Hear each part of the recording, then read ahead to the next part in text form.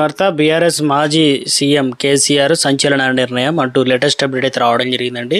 So ఆ వివరాలు ఏంటనేది కూడా వీడియోలో తెలుసుకుందాం. వీడియోని చివరి చూడండి, అర్థమవుతుంది. మొదటిసారి ఛానల్ వస్తే తప్పకుండా సబ్స్క్రైబ్ చేసుకోండి. చూస్తున్నారు కానీ లైక్ చేయడం మర్చిపోతున్నారు అనమాట. వెంటనే లైక్ చేయండి. వీడియోలకి అయితే వెళ్ళిపోదామండి. భారతీయ రాష్ట్రీయ సమితి బీఆర్ఎస్కు అన్నది 2022లో ఏర్పాటు అయితే అయిందనమాట. ఆనాడు హైదరాబాద్లోని ప్రగతి భవన్లో దేశంలోని కీలక రాష్ట్రాలకు చెందిన రాజకీయ పార్టీ ప్రతినిధులు కొందరిని పిలిచి మరీ కేసీఆర్ ఎంతో ఆర్భాటంగా బీఆర్ఎస్ పేరును ప్రకటించారు. అయితే జాతీయ పార్టీ అయిందని కూడా చెప్పేశారు. నాడు కేసీఆర్ సీఎం కాబట్టి కొంతమంది నాయకులు వచ్చి బీఆర్ఎస్ పేరు మార్పు కార్యక్రమంలో పాల్గొన్నారు. అయితే ఇది జరిగిన ఏడాదిన్నర తేడాల్లో బీఆర్ఎస్ తెలంగాణలో అధికారం కోల్పోయింది. బీఆర్ఎస్ ఓటమికి 1,00,000 కారణాలు ఉంటే అందులో పేరు మార్పు కూడా కీలకం అని చెప్పేసి గులాబీ నేతలు భావిస్తున్నారు. టీఆర్ఎస్ అంటేనే అధికారం. తెలంగాణ రాష్ట్ర సమితిలో లోకల్ ఫీల్గా అయితే ఉంది, సెంటిమెంట్ ఉంది. ఒక విధంగా టీఆర్ఎస్ అని పేరుతో నడిచినన్నాళ్ళు విజయాలే దక్కాయన్నమాట. అది ఉద్యమైన రాజకీయమైన గులాబీ పార్టీ నెగ్గింది.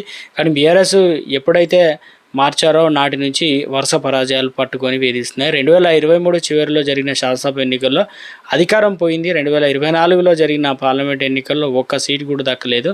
అయితే మధ్యలో జరిగిన ఉప ఎన్నికల్లోనూ షాక్ తగిలింది. స్థానిక ఎన్నికల్లో ఆశించిన ఫలితాలు రావడం లేదు. దాంతో ఎందుకు వచ్చిన బీఆర్ఎస్ అని గులాబీ నేతలు అంతా అంటున్నారు. ఆ మాట కేసీఆర్ నోట కూడా ఈ మధ్యనే వచ్చింది. దాంతో పార్టీ పేరు మార్పు అనివార్యమా ఉందా? ఇక పార్టీ ఆవిర్భావం వేళ ఇక బీఆర్ఎస్ పార్టీ 25 ఆవిర్భావ ఉత్సవాలు గత ఏడాది ఘనంగా నిర్వహించారు. ఏడాది కూడా మీద నిర్వహించబోతుంది. దానికంటే ముందు ఈ నెల 20న జగిత్యాలలో జరిగే భారీ బహిరంగ సభలో బీఆర్ఎస్లోకి జీవన్ రెడ్డి చేరబోతున్నారు. ఇక కేసీఆర్ ఆ సభలో ప్రసంగిస్తారు. ఆయన స్పెషల్ అట్రాక్షన్గా ఈ సభలో బీఆర్ఎస్ టీఆర్ఎస్గా మారుతుందని సంకేతాలు ఇచ్చే సూచనలు అయితే ఉన్నాయంటున్నారు.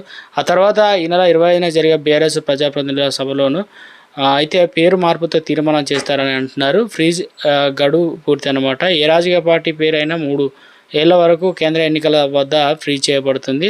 ఆ తర్వాత వేరే దానికి ఇచ్చేస్తారనమాట. ఇప్పుడు ఈ పేరు కోసం కేసీఆర్ కుమార్తె కవిత ప్రయత్నిస్తుంది అని ప్రచారం సాగుతున్న వేళ బీఆర్ఎస్ తొందరపడుతుందని తమ అస్థిరత్వం అయిన టీఆర్ఎస్ పేరుని దక్కించుకునేందుకు ఆ పార్టీ నేతలు గట్టిగానే ప్రయత్నం చేస్తున్నారు. దానికోసం పార్టీ ప్రతినిధులు సమావేశాన్ని నిర్వహించి అక్కడ ఆమోదంతో పాటు తీర్మానం చేసి కేంద్ర ఎన్నికల సంఘాన్ని పంపిస్తారు అని అంటున్నారు.